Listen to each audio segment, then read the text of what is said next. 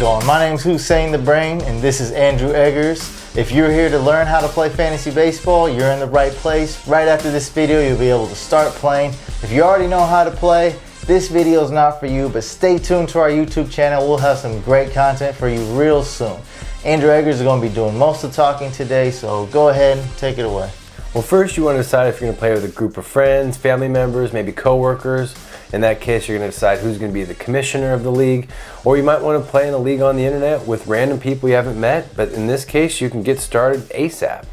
The next thing you want to really decide is which website you're going to play on. The two most predominant is ESPN and also Yahoo. Next step is going to be deciding how big the league you're going to play in is going to be. Now, we see people usually going 10 to 12-man leagues to start. That's where you should be. There's bigger leagues. And we don't recommend bigger leagues. It's really overwhelming for a person just starting out to be in a league that's more than 12 men. Now, the other thing you want to decide is the league scoring settings. Now, with that being said, there's a couple different breakdowns we're going to have. There's also head-to-head leagues as well as there's rotisserie leagues. For the sake of this, do not get into any rotisserie leagues. You want to stick into head-to-head leagues. So let's take a look into head-to-head scoring first.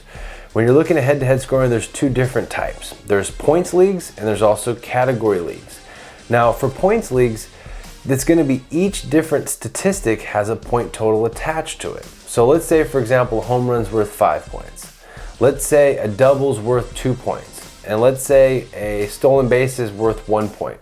If your player gets all three of those in one game, a home run, a double, and a stolen base, that guy scored 8 points for you for the day.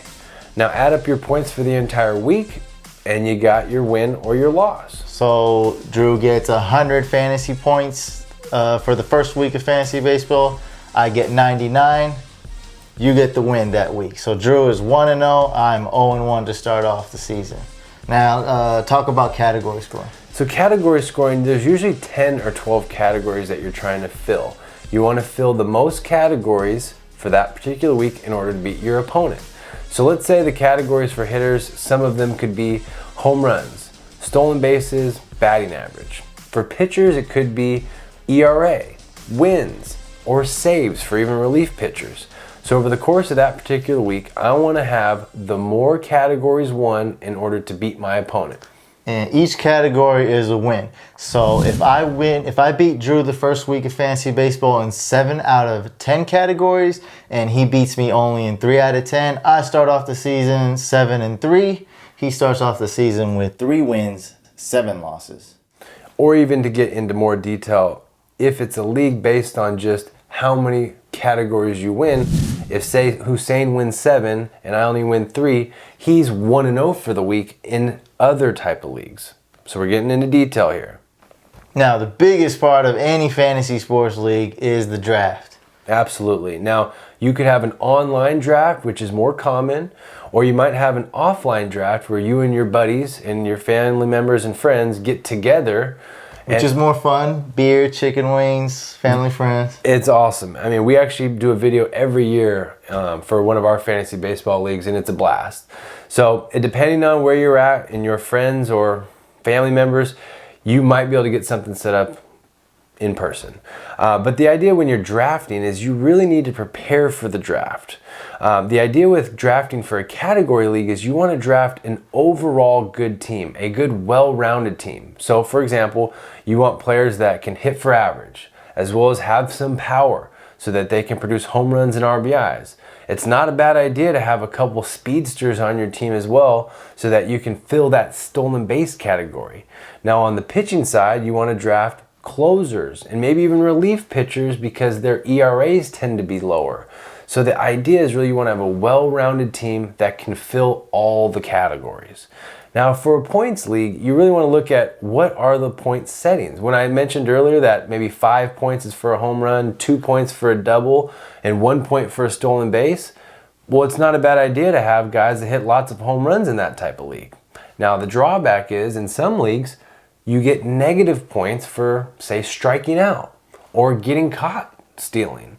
So maybe you don't want to draft a guy who strikes out 200 times a season because he does hit 40 home runs. It doesn't really make sense, the math that is.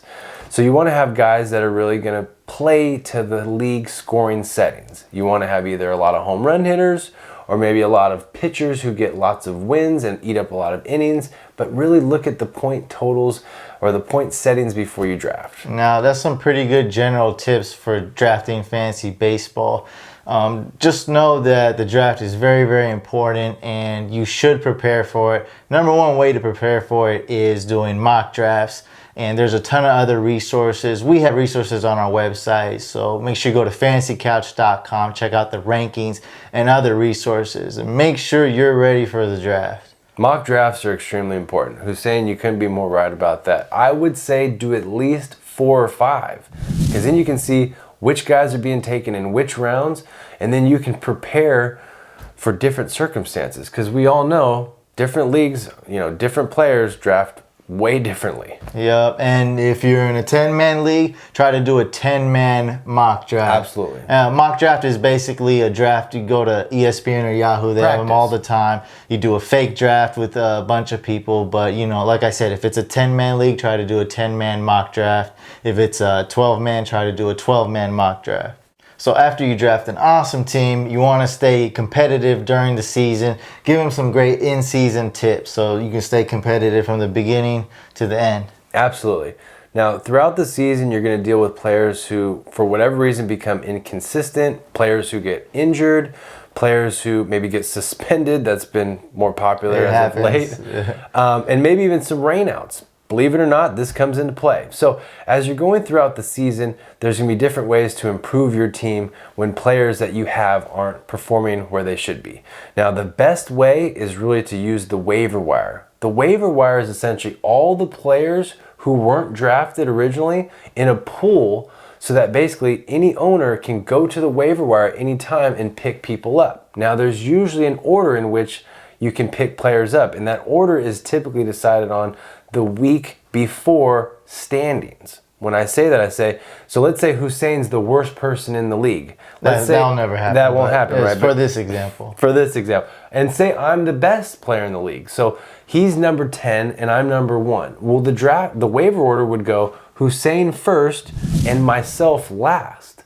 So with that being said, there's also another way that people are doing it nowadays. This is a little bit more in depth, but you're in a league where you basically have a pool of money for the entire season for waivers, where basically you're bidding on the players up for waivers, and say I want a certain guy that Huseyin also wants. Now, if he bids, say, $25 for this player, and I bid $23 for this player, it doesn't matter the waiver order. Huseyin would be awarded the player based on his bid being greater than mine.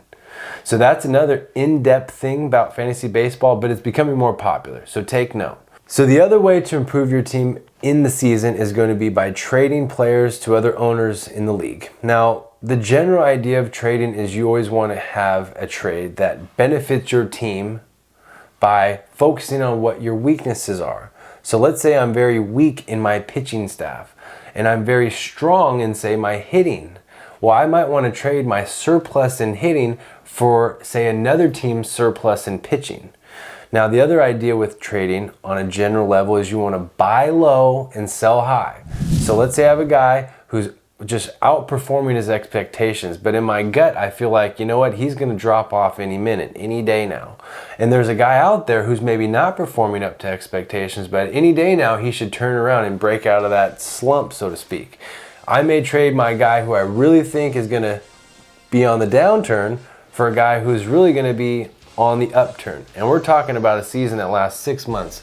So at any point in time, guys can become hot or cold, but you want to find players that are more consistent for the long haul. And great advice to making trades. Let's face it, trades are hard to make. Yes. And if Drew has great pitching, and so he wants to improve his hitting, he wants to trade me a pitcher, but I have great pitching too. That's not going to work. I don't need a pitcher. So he's got to find someone that needs a pitcher, or if he has a lot of outfielders, he needs to find someone that is in desperate need of an outfielder. Maybe an outfielder just got hurt or just got suspended and they're in desperate need. You want to prey on their weakness and make that trade happen. And I don't know how many trade questions we get on our Twitter account each season, but it's a lot. And we encourage it. So anytime you have a question on whether a trade is fair for you or if you're going to be the victor in that particular trade scenario, you can ask us and we get back to you ASAP as far as what our opinion is. Yeah, trade question or any waiver question, you can hit us up on social media at Fantasy Couch. Now, when you're looking at the rest of the season, usually the playoffs are going to start anywhere from September to even August. Now, the real fun part about fantasy baseball, in my opinion, is you get to play every single day for a good chunk of the year. We're talking 4 to 5 months, the regular season, with usually a month being the postseason. It's an awesome thing. But there can be rainouts, which in some cases you need to plan ahead. For example, if I have a hitter and say his game's going to be rained out, I might want to put my bench player in. And then also with pitching, the same type of deal.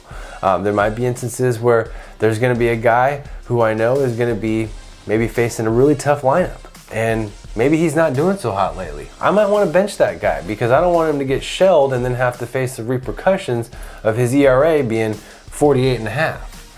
So with fantasy baseball and just like basketball, would you say you want to set your lineups beforehand though? Good point. You always want to look at your lineups in the morning, in my opinion. I always look at my fantasy baseball lineups every single morning. Now, if you're lucky and you have a job, maybe you work a 9-to-5 job, but you have a break or two that you can access the internet, I would always check right around noon, because a lot of times there could be injury updates, there could be news in terms of, hey, this guy got suspended or this guy got scratched from his start. But you always want to kind of check middle of the day as to where your players are. And then, of course, the weather could come into play at any moment.